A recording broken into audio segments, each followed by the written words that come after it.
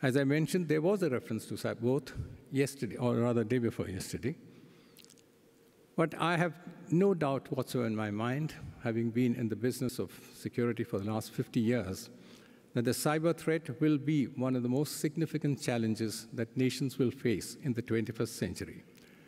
As the world becomes more wired, opportunities for disruption through cyber attacks will grow and grow at an exponential rate. Anonymity provided by cyber operations makes it an ideal weapon to deal with states. As it is, I am personally aware of the fact that there have been at least 8 known acknowledged instances where, using high-performance computers and computer software, and also complex engineering systems, it has been possible to cripple a country's digital information and dissemination mechanism, and also disrupt its connectivity systems. Mention was made day before yesterday, I think, of the distributed denial of service, mass cyber inundation techniques, etc. I shall not go into that. But I'm telling you that social malware of various kinds is being used extensively. There are cyber hits almost every day, or many, many times every day, on many targets in India, and I presume across the world. As cyber warriors become much more adept in this kind of thing, and as hackers across the globe sort of exchange ideas, we will face a very serious problem. On the issue of nuclear security, I think the 21st century will see that the concerns that we have expressed in the 20th century are only bound to grow. The increasing pressures for nuclear disarmament will remain, I think, largely on the table, but nothing much is likely to happen. I do not see, for instance,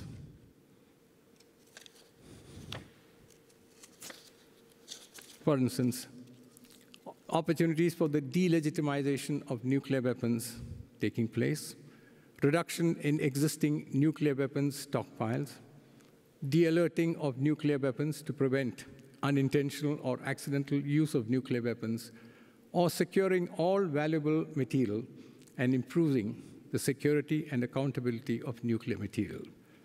Even if an effort is made, I'm uncertain as to where it will finally lead. Hence, we will have to face the possibility of the clandestine proliferation of weapons of mass destruction. Existing regulatory frameworks that take care of security and related matters are highly inadequate. There is also no proper audit of effective locks. I say this with a sense of responsibility. I'm aware of what's taking place everywhere. Audit of effective locks, secure storage facilities, and other custodial issues. Without a further tightening of such measures, nuclear security will remain a chimera. Okay. Question to you. Yeah. Because you very nicely tied together this panel session with the one we had the day before yesterday on the question of cybercrime and on nuclear weapons. Your very moving description of what happened in Mumbai reminded me that I wanted to ask you to give us your impression, your feeling about this set of facts. We have these asymmetric warriors that you've described who come to Mumbai with the support of a group based in another country. The fact is that other country maintains a nuclear arsenal that prevents conventional retaliation by India.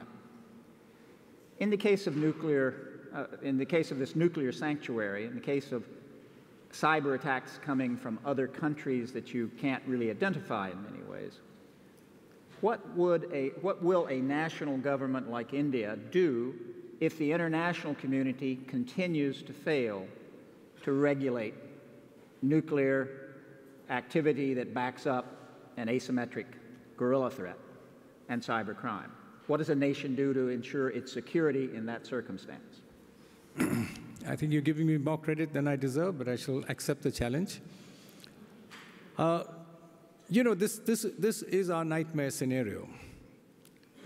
If, as I mentioned a few minutes ago, if any terrorist group is able to either create a crude nuclear device and come to, let us say, Mumbai, and instead of using the traditional firearms and the usual methodologies that are employed, if they said that we had a crude nuclear weapon, and we don't know whether it's true or otherwise.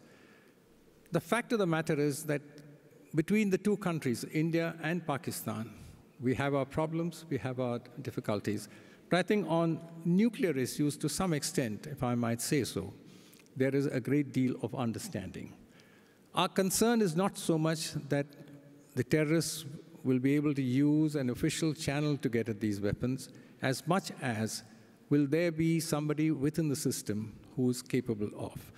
And I'm told by most of the nuclear experts that we have in India and some of those who I've dealt with across the world, that the most plausible possibility would be using a cyber weapon to attack a nuclear reactor. The main thing is the power sector. I mean, if you are able to put the power systems out of gear, and therefore the coolants stop, your temperatures rise, to some extent like what happened in Fukushima as a result of the tsunami that struck. This is a possibility. This is the thing that we need to deal with.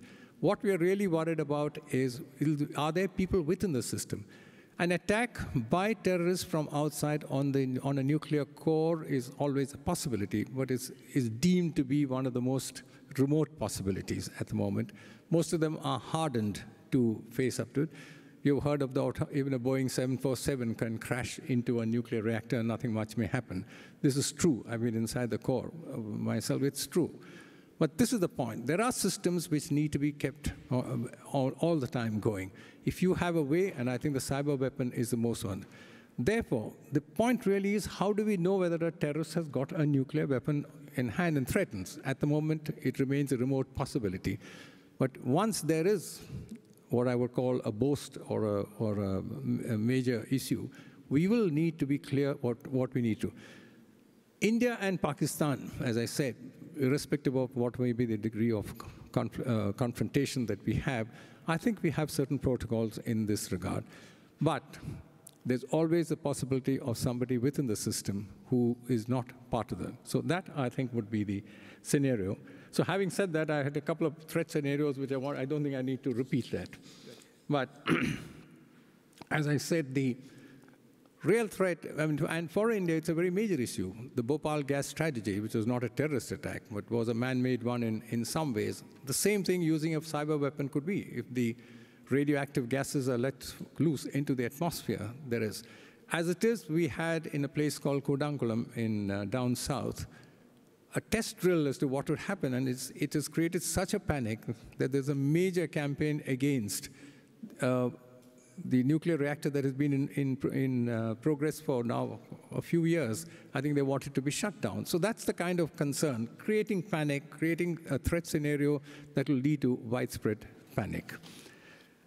On that, is that all right? Or we can always, I can dilate later on that. I know I'm running short of my time. Yeah, we still have development to cover, but perhaps we can do that in the Q&A. Yeah, okay, part. Right.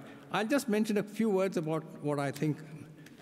People do not pay sufficient attention to the security of the global commons, I think maritime security, the oceans are going to be the new conflict zones.